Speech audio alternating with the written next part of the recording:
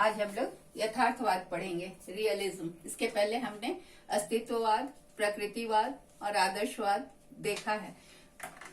Existentialism, naturalism and realism, idealism के बारे में हम पढ़ चुके हैं। आज हम रियलिज्म पढ़ेंगे और इसको हिंदी में हम कोशिश कर रहे हैं, क्योंकि बहुतों का डिमांड है कि हिंदी में पढ़ाइए।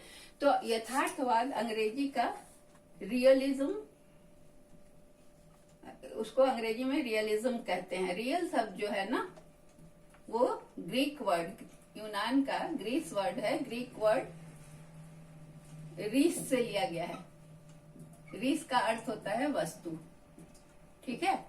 तो ये जो है यथार्थवाद, ये क्या मानता है कि संसार की सारी वस्तुएं जो हैं वो सत्य हैं। प्रत्यक्ष वस्तु जिसको हम देख सकते हैं अपने इंद्रियों के द्वारा, अपने ज्ञान इंद्रियों के द्वारा, हमारे 5 सेंस ऑर्गन्स हैं, उनसे उनके जरिए जिन वस्तुओं को हम देख सकते हैं, महसूस कर सकते हैं, सूंघ सकते हैं, मतलब देखना, सुनना, छूना, महसूस करना, सूंघना, ये सारी चीजें जो होती हैं, तो वही सत्य है। इनका मानना है कि वस्तु ही सत्य है। प्रत्यक्ष का अनुभव किससे होता है? तो हमारी इंद्रियों से होता है। और वास्तविक भौतिकवादी दर्शन है ये क्या है? वास्तविक भौतिकवादी दर्शन वही है जो हमें अपने इंद्रियों से महसूस होता है, जिसे हम जानते हैं, ठीक है। यह इस चीज को नहीं मानता, यह इस चीज को नहीं मानता कि जगत मिथ्या है। जो ये फिलॉसफी को मानते हैं कि जगत मिथ्या है, उसका यह सिद्धांत विरोध करता है। जगत मिथ्या है, इस सिद्धांत का ये विरोध करता है, ठीक है। इसके बाद ये क्या है कि ये जो भी भौतिकवादी दर्शन है, ये भौतिकवादी दर्शन का मतलब क्या हुआ कि हम जिसको छू सकते हैं, जिसको हम देख सकते हैं, तो ये जगत, ये वैसी चीजों का, जैसे इसको छू रहे हैं, देख रहे हैं, तो यही रियलिज्म है। जिस चीज को हम देख रहे हैं, छू रहे हैं, जिसको हम यूज कर रहे हैं, तो ये रियलिज्म या यथार्थवाद उस विश्वास या उस सिद्धांत को कहते हैं जो कि संसार को वैसा ही मानता है जैसा हमें दिखता है, ठीक है, जैसे हमें दिखता है। तो ये स्वामी रामतीर्थ का कहना है कि रियलिज्म जो है ना, स्वामी रामतीर्थ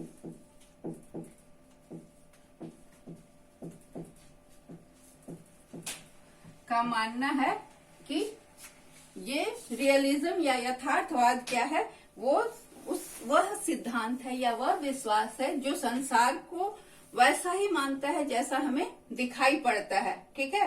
तो यथार्थवाद प्रत्यक्ष जगत में विश्वास करता है। प्रत्यक्ष जगत जो हमारे चारों ओर है, जो हमें दिख रहा है, जिसको हम छू रहे हैं, जिस पे हम चल रहे हैं, तो ये जिसका अस्तित्व प्रत्यक्ष है, उसके कुछ निश्चित सिद्धांत भी हैं। समझे, प्रत्यक्ष है और उसके कुछ निश्चित सिद्धांत हैं। तो यथार्थवादी जो हैं, ये आदर्श या नियमों का कोई महत्व नहीं देते। आदर्श, नियम या मूल्यों, आदर्श, नियम या मूल्यों को कोई महत्व नहीं देते हैं। वैल्यूज, आइडियल्स को कोई महत्व नहीं, रूल्स और वैल्यूज को कोई महत्व नहीं देते हैं। उनका कहना है कि ये वर्तमान और व्यवहारिकता से जुड़े हुए नहीं होते हैं। क्यों नहीं महत्व देते हैं? क्योंकि ये वर्तमान और व्यवहारिकता, प्रेजेंट और प्रैक्टिकल नहीं होते हैं, व्यवहारिकता से जुड़े नहीं होते हैं, ठीक है। तो इसलिए ये आदर्श, नियम या मूल्यों को नहीं मानते हैं। उनका कहना है कि जीवन का लक्ष्य क्या होना है। यथार्थवादियों का मानना है कि जीवन का लक्ष्य जो है वो समाज का कल्याण होना चाहिए।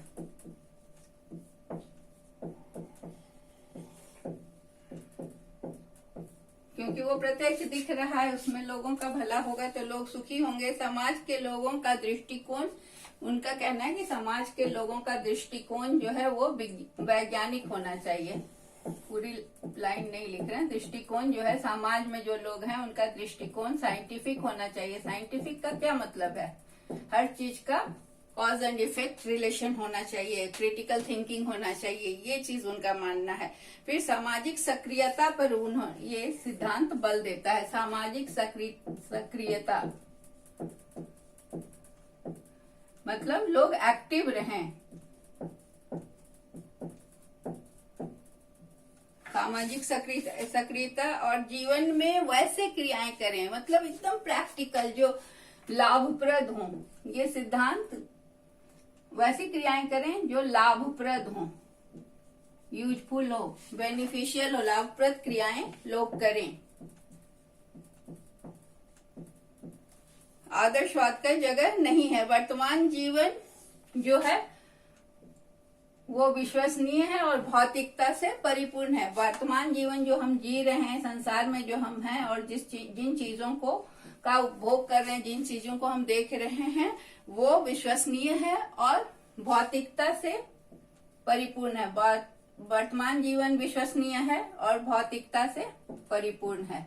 मतलब सभी भौतिक वस्तुएं, भौतिकता का मतलब है कि सारी भौतिक वस्तुएं हैं जो हमें भौतिक सुख भी प्रदान करती हैं। तो वो विचारधारा से है इसका, जो वस्तु और भौतिक जगत को सत्य मानता है, मटेरियल वर्ल्ड को सत्य मानता है।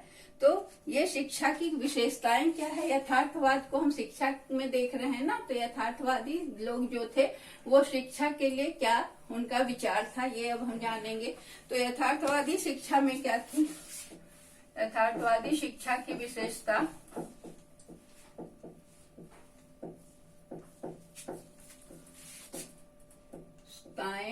पहला है कि ये विज्ञान पर ज्यादा बल देता है, विज्ञान पर आधारित है।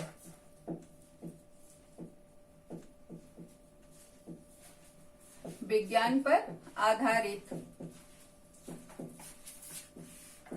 दूसरा पॉइंट है कि बालकों का नियंत्रित स्वतंत्र, मतलब कि बालकों को नियंत्रित स्वतंत्र, कंट्रोल्ड इंडिपेंडेंस।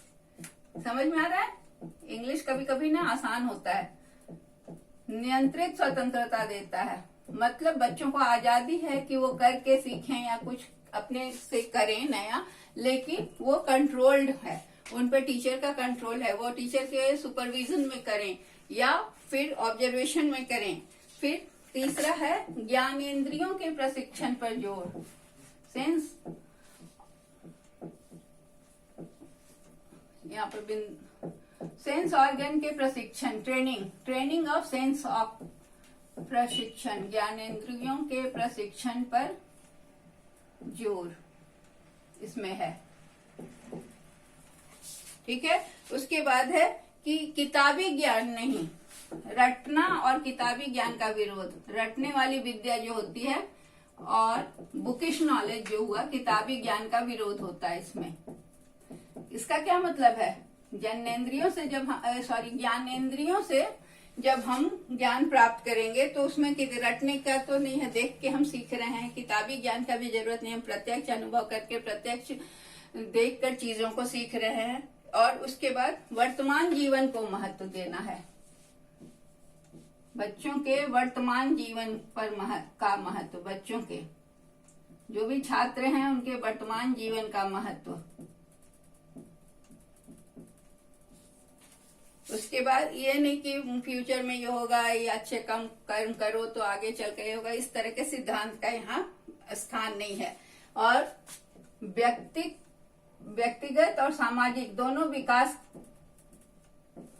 पर जोर देता है। ये व्यक्तिगत और सामाजिक विकास, तो ये तो जुड़ा हुआ है एक दूसरे से। अगर व्यक्ति का विकास होगा तो समाज का भी विकास होगा, तो ये दोनों परस्पर आश्रित है। ठीक है, तो इस पे जोर देता है। और इस प्रयोग धर्मिता, मतलब प्रैक्टिकल लाइफ और व्यवहारिक जीवन को महत्व देता है।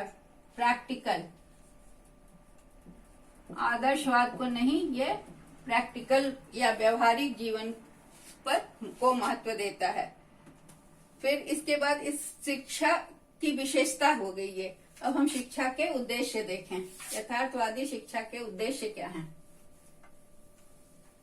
मतलब इसकी विशेषता में हुआ कि इस टाइप की शिक्षा है यथार्थवाद में। तो उद्देश्य है, क्योंकि ये विज्ञान और वैज्ञानिक सब दृष्टिकोण पर बहुत ज्यादा जोर देता है, तो इसलिए पहला उद्देश्य है वैज्ञानिक दृष्टिकोण का विकास, साइंटिफिक टेम्पर या साइंटिफिक अप्रोच का विकास। ठीक है, वैज्ञानिक दृष्टिकोण का विकास। दूसरा इसका है कि ये व्यावसायिक कौशल और क्षमता का विकास, वोकेशनल स्किल, व्यावसायिक क्षमता।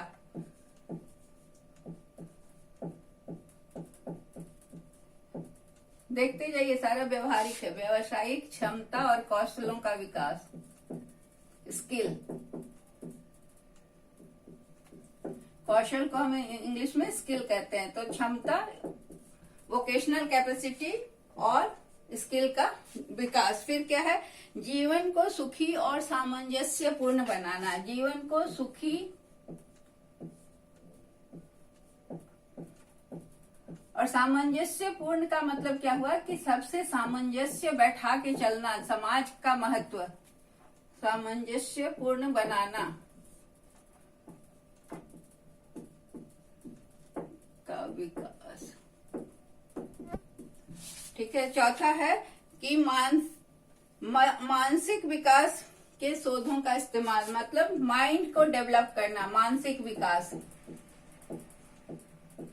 तो साइंस के द्वारा मानसिक विकास, एक्सपेरिमेंट, डिमॉन्स्ट्रेशन, बहुत सारे मेथड अब हम लोग देखेंगे इसमें आगे के टीचिंग मेथड क्या क्या है। भविष्य की जरूरत को समझकर, मटेरियलिस्टिक जरूरतों को समझकर भविष्य की जरूरतों के लिए को समावेश करना। भविष्य में जो भी जरूरत है उनको अभी ही समावेश करना ताकि उनकी पूर्ति हो सके। समावेश करना, इंक्लूड करना, मतलब कोई भी चीज रिसर्च जब होगा, साइंस पर है इसका महत्व, तो जब भी कुछ रिसर्च होगा तो वो भविष्य के लिए काम हो, इसका ध्यान।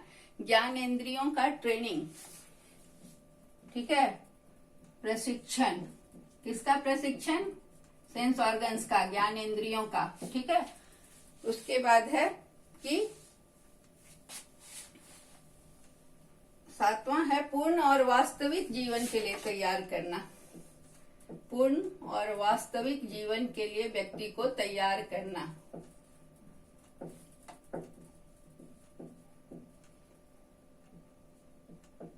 के लिए तैयार करना। ठीक है, उसके बाद है कि समस्या समाधान खोजने का कौशल, मतलब प्रॉब्लम सॉल्विंग स्किल डेवलप करना।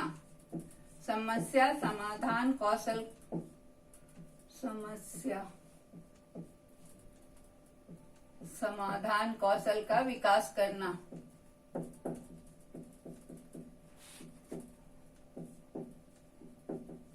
बच्चों में ये समस्या समाधान का कौशल, प्रॉब्लम सॉल्विंग को डेवलप करना, समस्या का समाधान। फिर प्राकृतिक और सामाजिक पर्यावरण के प्रति सजग रहना, सजग करना है छात्रों को। प्राकृतिक पर्यावरण मतलब देखो, साइंस के साथ साथ पर्यावरण का भी ध्यान रखना। पर्यावरण, प्राकृतिक और सामाजिक।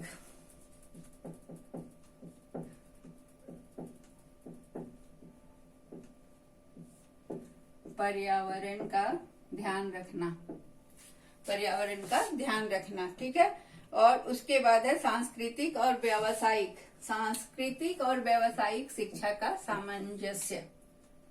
सांस्कृतिक मतलब कल्चरल और सामाजिक, सोशल।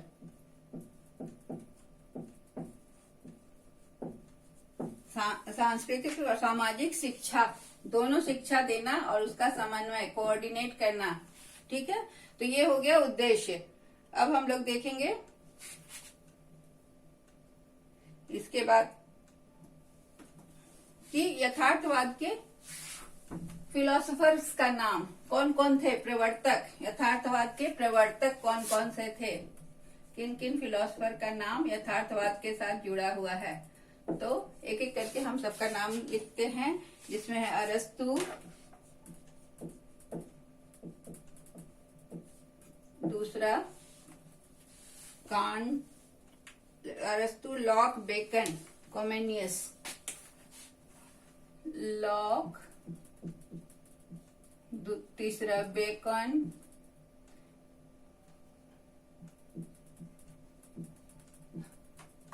और चौथा कॉमेनियस। इनके नाम यथार्थवाद से जुड़े हुए हैं। ठीक है, अब शिक्षा का उद्देश्य हमने देख लिया कि क्या उद्देश्य है। तो वास्तविक जीवन के लिए बच्चे को तैयार करना, ये सारे जो फिलोसफर थे उन्होंने इस पर जोर दिया कि वैज्ञानिक दृष्टिकोण, शारीरिक विकास, इंद्रिय प्रशिक्षण जो हम अभी डिस्कस कर चुके हैं, फिर सामाजिक कुशलता, फिर व्यक्तित्व का विकास, ये सारी चीजों पर ध्यान देना है। अब यथार्थवाद कई प्रकार का है, 2 प्रकार का अभी हम देख रहे हैं। पहला है यथार्थवाद के प्रकार। पहला है मानवतावादी। मानवतावादी यथार्थवाद ये क्या बोलता है? मानवतावादी यथार्थवाद में मानव है, मानव केंद्र है, मानव केंद्रित है, होता है ना, human centred, child centred, teacher centred हमने पढ़ा। ये मानव केंद्रित है, मानव केंद्रित समाज को यथार्थ मानता है। तो समाज को यथार्थ मानता है, यथार्थवादी है, और पुस्तकीय ज्ञान को बेकार मानता है। पुस्तकीय ज्ञान जो होता है ना, किताबी ज्ञान को ये बेकार मानता है। क्यों? क्योंकि ये खुद से करके सीखने पर जोर देता है। तो पुस्तकीय ज्ञान को बेकार मानता है और स्वयं करके सीखने पर जोर देता है। और समाज के साथ समायोजन में मनुष्य का सुख है। ये मानता है कि समाज के साथ एडजस्ट करना, समाज के साथ समायोजन से मनुष्य सुखी हो सकता है। कोऑर्डिनेट करे या एडजस्ट, समायोजन से मनुष्य को सुख मिलता है, सुखी होता है, मनुष्य सुखी होता है। तो ये मानवतावादी है। सब जगह देखिए मनुष्य से जुड़ा हुआ है कि मानव केंद्रित है, समाज को यथार्थ मान रहा है, मानव से समाज बनता है, पुस्तकीय ज्ञान को बेकार मानता है और समाज के साथ समायोजन से मनुष्य सुखी होता है। फिर ज्ञानेंद्रिय यथार्थवाद, ये मानवतावादी हुआ, इसको मिटा देना। यह है ज्ञानेंद्रिय यथार्थवाद। उसके बाद दूसरा ये क्या बोलता है?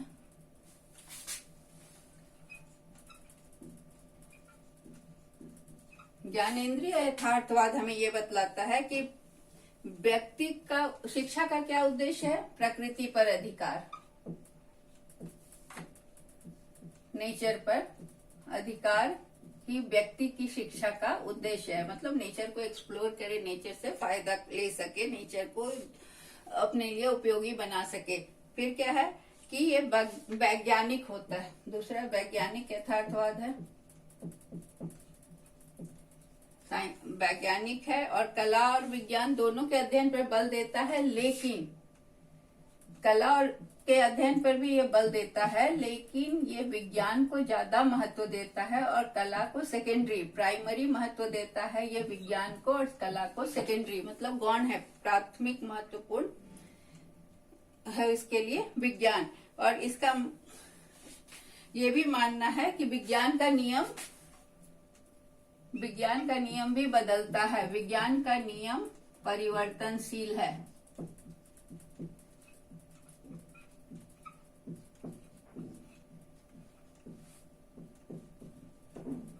तो ये हो गया 2 तरह का, ज्ञानेंद्रिय यथार्थवाद और मानवता यथार्थवाद। इसमें विज्ञान पर ज्यादा जोर दिया है और कला पे कम जोर दिया है, कला को सेकेंडरी माना है। और इसमें पाठ्यक्रम जो है विस्तृत है और व्यवहारिक पाठ्यक्रम है, जिसको कि हम आगे देखेंगे कि यथार्थवाद क्या है, कि ये पुस्तकीय ज्ञान को नहीं मानता है। पुस्तकीय ज्ञान को क्या मानता है? अवास्तविक, पुस्तकीय ज्ञान को अवास्तविक मानता है, अवास्तविक। ठीक है। उसके बाद क्या है, इसका कहना है कि पाठ्यक्रम को विस्तृत बनाया। इसने करीब 30 विषय हैं। पाठ्यक्रम में 30 विषय हैं जिसे छात्र अपनी रुचि से ले सकते हैं। 30 सब्जेक्ट्स 30 विषय हैं जिसे छात्र अपनी रुचि से चुन सकते हैं, जिसमें से ठीक है। तो ये 30 बेस, इसमें फिर भाषा और जो ये लिटरेचर लैंग्वेज इस सबको सेकेंडरी माना है। उसके बाद विज्ञान की शिक्षा पर बल है, हम आगे फिर देखेंगे इसको बढ़िया से पाठ्यक्रम में। विज्ञान शिक्षा, व्यावसायिक शिक्षा पर बल है, और उसके बाद सामाजिक संस्था को महत्व दिया है। ये सामाजिक संस्थाओं को महत्व दिया है, समाज को महत्व दिया है।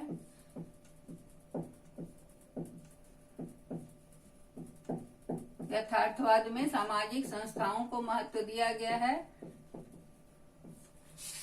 फिर व्यावसायिक शिक्षा को महत्व दिया गया है।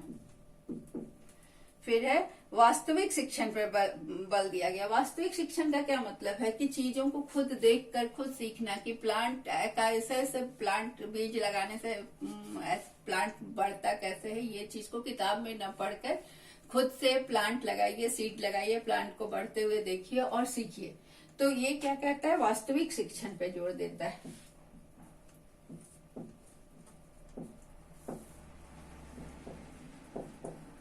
तो ये थोड़ा थोड़ा रियलिज्म से मिलता जुलता है, और ये शिक्षा को जीवन की पूर्णता मानता है। शिक्षा जीवन की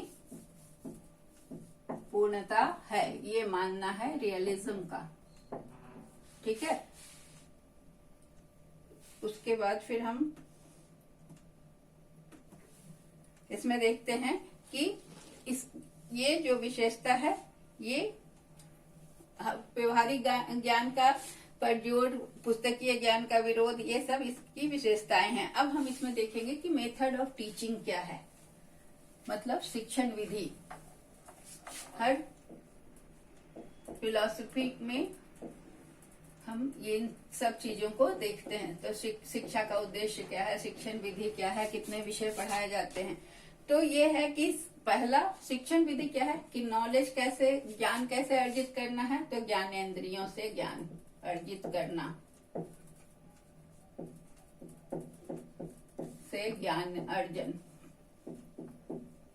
पहली शिक्षण विधि में तो यही है कि ज्ञान अर्जन ज्ञानेंद्रियों से हो, फिर निरीक्षण से हो, निरीक्षण से मतलब ऑब्जर्वेशन से, चीजों को देखकर, फिर अनुभव करके, एक्सपीरियंस करके ज्ञान। शिक्षण विधि में अनुभव भी एक आ रहा है, और रटने की विद्या नहीं करनी है, मतलब रटने का विरोध, रटने का विरोध।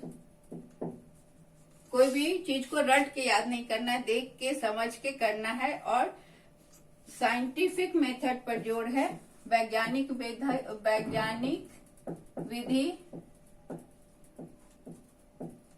विधि में एक्सपेरिमेंट करना, ये सारी चीजें आती हैं। फिर है समस्या समाधान विधि,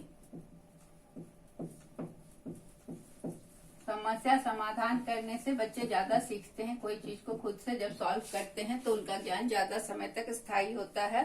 फिर टीचर को क्या करना है शिक्षण विधि में, ऑडियो दृश्य श्रव्य सामग्री का प्रयोग कर सकते हैं। दृश्य श्रव्य सामग्री क्या होता है, audio video, audio visual aids का प्रयोग करके टीचर शिक्षण कर सकते हैं क्लासरूम में। इंडक्टिव मेथड को मैं फिर बता रही हूँ। आगमन विधि, आगमन विधि में क्या होता है कि छात्र, आगमन विधि है इसमें, निगमन विधि नहीं है। निगमन विधि क्या होता है, छोटे क्लास के लिए होता है, उसमें नियम बता देते हैं और बच्चे उसको अप्लाई करते हैं। आगमन विधि में क्या है कि एक एक केस को स्टडी करना होता है खुद से, और सब केस को स्टडी करके तब कोई रूल बनाया जाता है। जिस मैंने बताया था कि इसको एग रूल कहते हैं। एग रूल एग्जाम्पल पहले देखते हैं, एक एग्जाम्पल देख के फिर जैसे एक एग्जाम्पल देखा, दूसरा देखा, तीसरा, चौथा, फिर एक रूल बन गया। जैसे मैंने उदाहरण दिया था कि प्लैनेट्स को देख के कि सन, ये earth moves around the sun, Mars moves around the sun, Jupiter moves around the sun. तो 9 प्लैनेट को देखा हमने, तो पाया कि सभी प्लैनेट्स अर्थ ये सन के अराउंड घूमते हैं। तो हमारा रूल क्या बन गया, all planets move around the sun. तो ये हो गया कि एक एक एग्जाम्पल को देखकर फिर हम रूल पर जाते हैं। तो इसमें क्या कहते हैं कि विशेष से सामान्य की ओर जाते हैं, विशेष से सामान्य, पर्टिकुलर टू जनरल, विशेष से सामान्य, ये है आगमन विधि, पर्टिकुलर टू जनरल। इस विधि से बच्चे पढ़ते हैं तो एक एक केस को देखते हैं और उसके बाद जब उसको सामान्यीकरण करते हैं, जब उसको जनरलाइज करते हैं तो उनका ज्ञान टिकाऊ होता है, मतलब बहुत लंबे समय तक वो समझ कर सीखते हैं। ठीक है, और ये सेल्फ लर्निंग, स्वयं सीखना, स्वयं करके सीखना, स्वयं करके सीखना, सेल्फ लर्निंग भी इसको कहते हैं। ठीक है, ये 8वां नंबर पॉइंट हुआ। उसके बाद ये विधि जो है वो यहां से मिटा रहे हैं। ये विधि जो है वो ट्रैवलिंग, भ्रमण पर भी जोर देता है, भ्रमण, टूर, ट्रैवलिंग, टूर, एक्सकर्शन, इन सब चीजों से भी क्या होता है, ज्ञान बढ़ता है। आप जितनी जगह जाएंगे उतने जगह के बारे में, वहाँ की कला, संस्कृति, वहाँ का वेजिटेशन, मतलब वहाँ जो ये सारी चीजों को, वहाँ की जलवायु, ये सबको जानते हैं, तो इस विधि पर भी जोर देता है। उसके बाद क्या है, एक्सपेरिमेंट मेथड, प्रयोग करके सीखना, प्रयोग करके सीखना, लैब में जाके, फिर डिमॉन्स्ट्रेशन, प्रदर्शन विधि से टीचर कुछ करके दिखाते हैं तो बच्चे सीखते हैं, प्रदर्शन जिसे डिमॉन्स्ट्रेशन मेथड भी हम कहते हैं। और यहाँ बच्चों को अंश से पूर्ण की ओर शिक्षा दी जाती है, मतलब पार्ट टू होल, अंश से पूर्ण की ओर पूर्ण शिक्षा, मतलब पहले पार्ट्स में सिखाया जाता है, छोटे छोटा कोई भी चीज को छोटे टुकड़ों में सिखा के फिर पूरा उसको जनरलाइज करके सिखाया जाता है, तो इसे अंश से पूर्ण शिक्षा कहते हैं। और इसके अलावा जितने भी अनौपचारिक मेथड हैं शिक्षण के, नॉन फॉर्मल, अनौपचारिक विधियों से सिखाना। अनौपचारिक विधि में क्या होगा,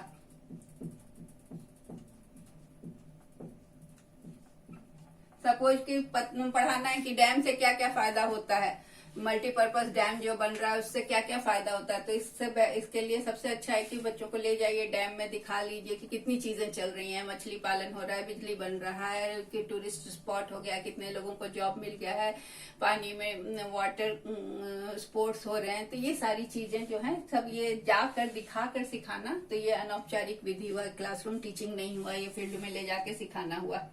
ठीक है, उसके बाद हम देखते हैं पाठ्यक्रम, करिकुलम। यथार्थवाद का पाठ्यक्रम किस तरह का होगा, करिकुलम में क्या क्या चीज इंक्लूड किया गया है, क्या क्या चीज है, तो वही सब्जेक्ट जो कि बच्चे को दिन प्रतिदिन के जीवन के लिए तैयार करे, दिन प्रतिदिन के जीवन के लिए तैयार करने वाले विषय,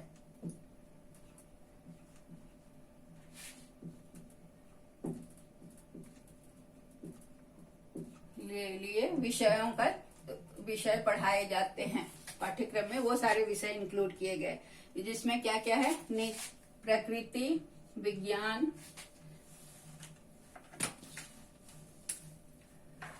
प्रकृति नेचर के बारे में पढ़ाना, विज्ञान, व्यावसायिक शिक्षा जो उनके वास्तविक जीवन में तुरंत काम आए, व्यावसायिक शिक्षा पाठ्यक्रम में डाला गया है। उसके अलावा मतलब ये सारे सब्जेक्ट प्राइमरी इम्पोर्टेंस हो गए, मतलब इनका महत्व ज्यादा है, और भाषा, कला, ये सब का महत्व गौण है। ठीक है, ये महत्वपूर्ण प्राइमरी इम्पोर्टेंस और इसका सेकेंडरी इम्पोर्टेंस है।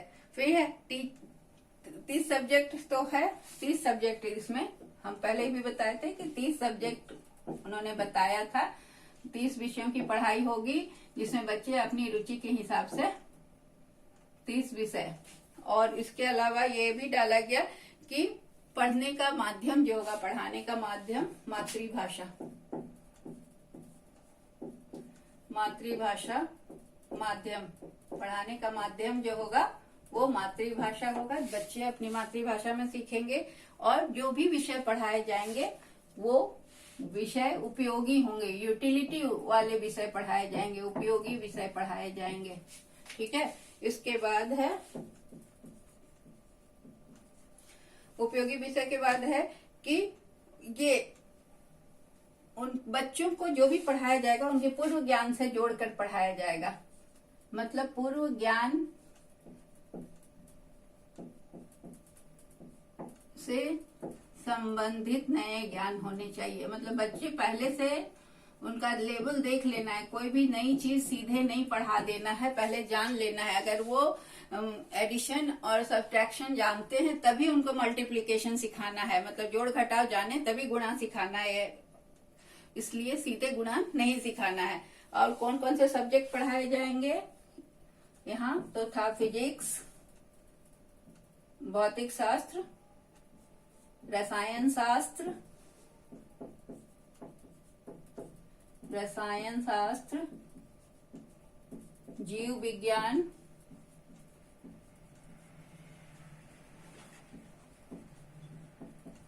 गणित, गणित, एस्ट्रोनॉमी, एस्ट्रोनॉमी, इसके बाद थे ये हाइजीन की भी पढ़ाई इसमें डाली गई, मतलब स्वच्छता की पढ़ाई, स्वच्छता, हेल्थ और हाइजीन, स्वास्थ्य और स्वच्छता की भी पढ़ाई रियलिज्म में या यथार्थवाद में पढ़ाया गया। ठीक है, अब आगे चलते हैं स्कूल के बारे में। ये डिसिप्लिन कैसा अनुशासन था, यथार्थवाद का अनुशासन कैसा था, इस शिक्षा व्यवस्था यथार्थवाद में अनुशासन कैसा है। तो ये डिसिप्लिन जो है वो सबसे पहली आवश्यकता है, प्राथमिक आवश्यकता अनुशासन, अनुशासन मतलब छात्रों को अनुशासित होना है, नहीं तो उन्हें दंड का भागी होना पड़ेगा, दंड मिलेगा। और अनुशासन कैसा, तो सेल्फ डिसिप्लिन, स्वयं डिसिप्लिन होना है, इसको हम लिखते सेल्फ डिसिप्लिन। उसके बाद है कि टीचर को कैसा होना है, टीचर बच्चों में उत्साह भरने वाला है, शिक्षक उत्साह भरने वाला होगा, बच्चों को डिस्करेज नहीं करेगा, एनकरेजिंग शिक्षक का रोल होगा, बच्चों में को उत्साहित करने वाला।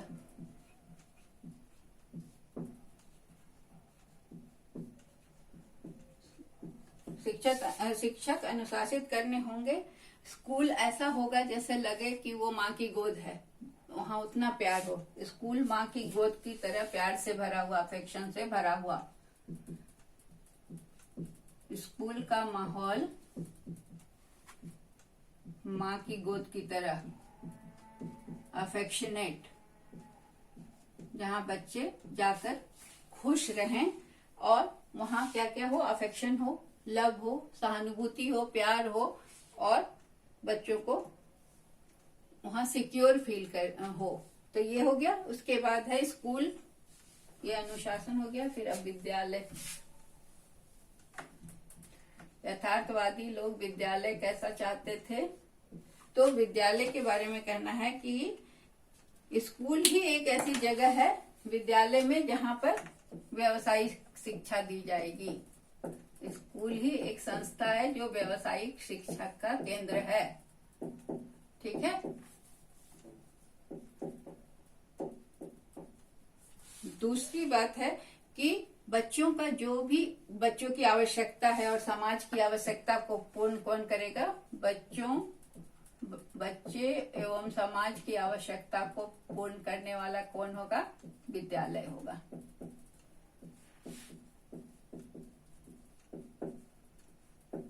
आवश्यकता को पूर्ण करने वाला विद्यालय। विद्यालय बच्चों एवं समाज की आवश्यकता को पूर्ण करे। उसके बाद क्लासरूम टीचिंग इम्पोर्टेंट है। क्लासरूम टीचिंग से ज्यादा इम्पोर्टेंट क्या था? तो भ्रमण। क्लासरूम टीचिंग भी है, वर्ग शिक्षण, भ्रमण, टूर, ये शिक्षण के साधन थे। ठीक है, शिक्षक के विद्यालय इन सब की मदद से बच्चों को शिक्षा देता था। तो विद्यालय को ये सब करने की आजादी थी या परमिशन थी। और शिक्षा का मुख्य केंद्र, जिसको फोकल पॉइंट कहते हैं, केंद्र बिंदु कौन था? शिक्षा का फोकल पॉइंट, जो केंद्र बिंदु, शिक्षा का केंद्र बिंदु बच्चा, टीचर नहीं। केंद्र बिंदु जो था वो छात्र या बच्चा होता था, छात्र। तो ये चाइल्ड सेंटर्ड एजुकेशन था। और क्या है कि बच्चे को अज्ञानता से ज्ञान की ओर ले जाना कार्य किसका था? बच्चे को अज्ञानता से ज्ञान की ओर अग्रसर करना।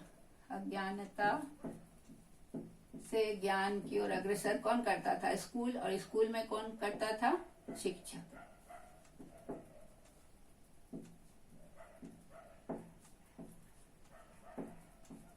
तो ये विद्यालय का काम था। ठीक है, अब हम देखें टीचर। टीचर का क्या रोल था? शिक्षक। क्लियर है? ये सारे पॉइंट्स आपको लिखने होंगे। मतलब आप कोई भी इज्म आए तो इस सब चीज को आपको ध्यान रखना है। कौन कौन सा पॉइंट? उद्देश्य, करिकुलम, अनुशासन, पाठ्यक्रम, ये सारे चीज। शिक्षक का रोल या शिक्षक किस तरह का, हर इज्म में शिक्षक का थोड़ा अलग रोल। आइडियलिज्म में शिक्षक चाइल्ड सेंटर्ड, टीचर सेंटर्ड होता था, तो टीचर का रोल अहम होता था। तो टीचर को क्या है कि सब्जेक्ट का पूरा ज्ञान होना चाहिए, विषय का ज्ञाता होना चाहिए, पूरा ज्ञान होना चाहिए, ज्ञाता हो, ज्ञाता माने नॉलेज होना चाहिए, कंटेंट का पूरा नॉलेज होना चाहिए। टीचर स्टूडेंट को वैज्ञानिक विधि, छात्रों को वैज्ञानिक विधि बताए, वैज्ञानिक विधि से शिक्षण कराए। वैज्ञानिक विधि में क्या होता है? क्रिटिकल थिंकिंग का डेवलप करना, cause and effect, how, where, when, ये सारे क्वेश्चन बच्चे पूछें। और शिक्षक को बाल मनोविज्ञान का ज्ञान होना जरूरी है। बाल मनोविज्ञान,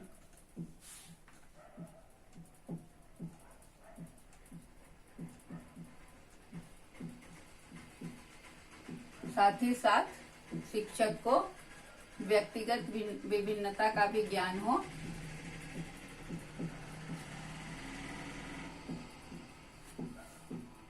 विभिन्नता का भी ज्ञान होना चाहिए, ताकि 30 सब्जेक्ट होते हैं तो वो छात्रों की विभिन्न व्यक्तिगत विभिन्नता और उनकी योग्यता के हिसाब से उन्हें सब्जेक्ट के चुनाव में मदद कर सके। ठीक है, तो दैट्स ऑल। इस तरह से क्या है, यथार्थवाद जो है ना वो बच्चों को मतलब बाल केंद्रित है, और शिक्षक का रोल है बच्चों को सपोर्ट करना, प्यार से पढ़ाना, और ये रियलिटी पे आधारित है। So that's all. Thank you.